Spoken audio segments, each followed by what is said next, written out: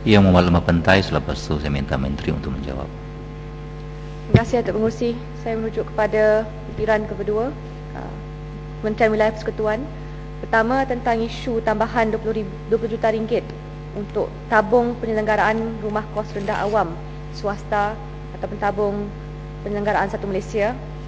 Saya ingin menanyakan pada pihak menteri, di mana menteri ada di sini, sama ada peruntukan ini telah diputuskan di peringkat kabinet pada awalnya, kerana saya lihat pengumuman dibuat oleh Perdana Menteri untuk 20 juta ringgit bagi tabung tersebut oleh Kementerian Wilayah, 5 juta ringgit daripada pihak DBKL, 20 juta ringgit daripada Kementerian Wilayah, daripada keseluruhan Kementerian Wilayah 5 juta ringgit, DBKL 10 juta ringgit dan firma swasta 2.6 juta ringgit. Maka apa yang diumumkan ini adakah tambahan ataupun sudah dirancang di peringkat awal semasa diputuskan oleh kabinet, dan kalau dibuat secara ad hoc, adakah kita akan melihat banyak lagi perbelanjaan yang dibuat oleh Kementerian Wilayah setelah dinamakan Kementerian Wilayah dan Kesejahteraan Bandar ini bertambah lepas ini. Dan saya ingin tanya tentang isu bercakap tentang tabung dana penyelenggaraan. Dikatakan tabung ini untuk membantu bukan sahaja PPR tapi juga terbuka kepada JMB, Joint Management Body, dengan izin, dan persatuan penduduk yang menepati syarat. Dan katanya ia merupakan tabung dua hala yang mohon pun perlu keluar duit sedikit sebagai sumbangan. Persoalan saya, bagaimanakah pihak kementerian memastikan tanggungjawab JMB ataupun JMB mana-mana pemaju tidak bebas bergerak tanpa perlu melunaskan bahagian mereka dalam memperbaiki penyelenggaraan sesuatu kawasan atau perumahan. Contoh di Taman Bukit Angkasa Blok 14, kawasan saya, masalah yang begitu besar di mana menteri mengumumkan akan melunaskan bayaran memperbaiki sistem saluran air sebanyak lebih kurang 50% of 55,000 ringgit dengan izin, dan selebihnya akan ditanggung oleh penduduk. Di manakah peranan pemaju? Kerana pemaju seolah-olah tidak perlu mengeluarkan satu sen pun. Dan saya mahu tanya perancangan kementerian, apakah tindakan selanjutnya? Maksudnya bukanlah duit kerajaan, wang kerajaan, termasuk juga wang DBKL digunakan untuk memperbaiki sesuatu tempat perumahan tanpa apa-apa jaminan ataupun tanggungjawab bersama oleh pihak pemaju. Itu satu. Dan saya fikir menteri juga perlu, di mana menteri juga perlu menjawab senarai berapakah semua perumahan yang terlibat setakat ini setelah program ini yang diumumkan pada Februari tahun lepas, dan apakah formula perkongsian untuk setiap kawasan perumahan, adakah 50%, 50% dan sebagainya. Saya juga ingin rujuk kepada satu lagi projek ad hoc, iaitu jejantas 100 juta ringgit.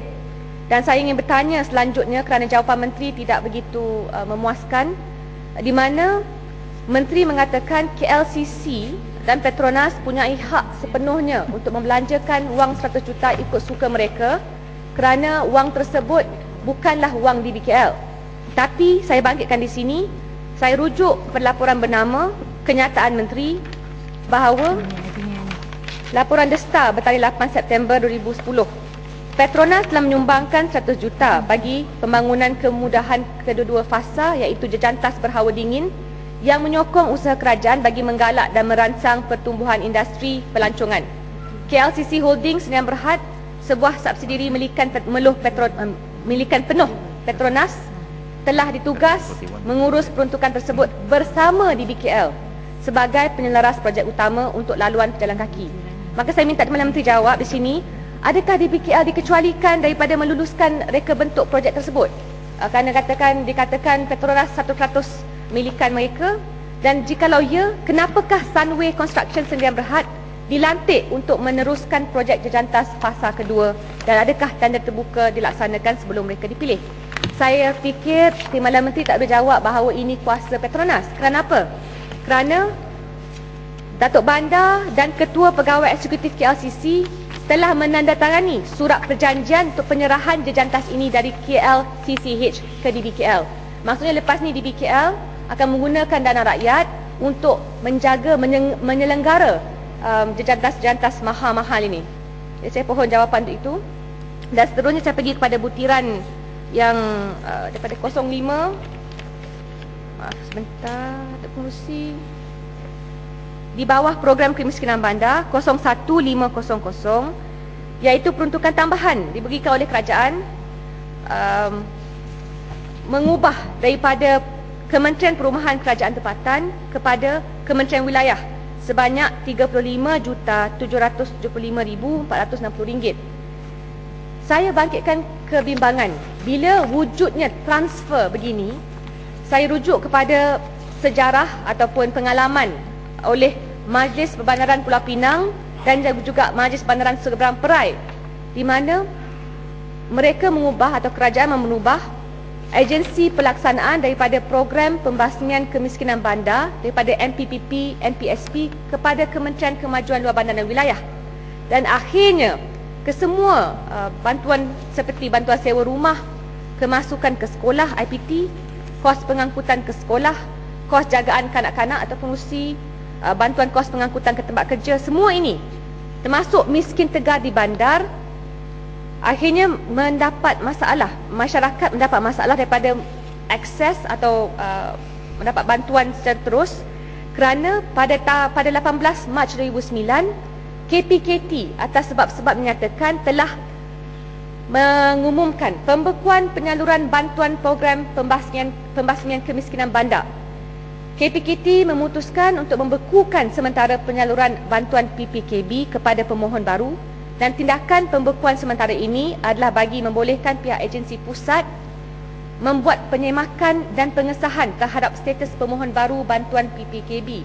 Permohonan baru akan dipertimbangkan setelah selesai urusan verifikasi oleh agensi pusat yang dijangka akan mengambil masa antara 3 hingga 6 bulan.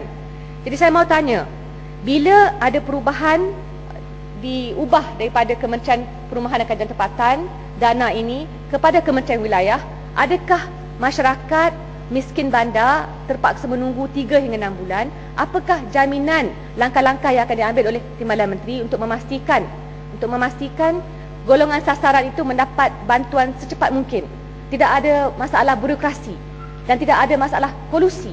Kerana kita menyatakan untuk Pulau Pinang, ini pengalaman daripada laman web Kementerian Perumahan dan Kerajaan Tempatan sendiri, memang ada pembekuan mengambil masa 3 hingga 6 bulan. Jadi saya tak mahu keputusan ad hoc dengan pengumuman satu demi satu ini akan memberi banyak bebanan kepada masyarakat. Terima kasih.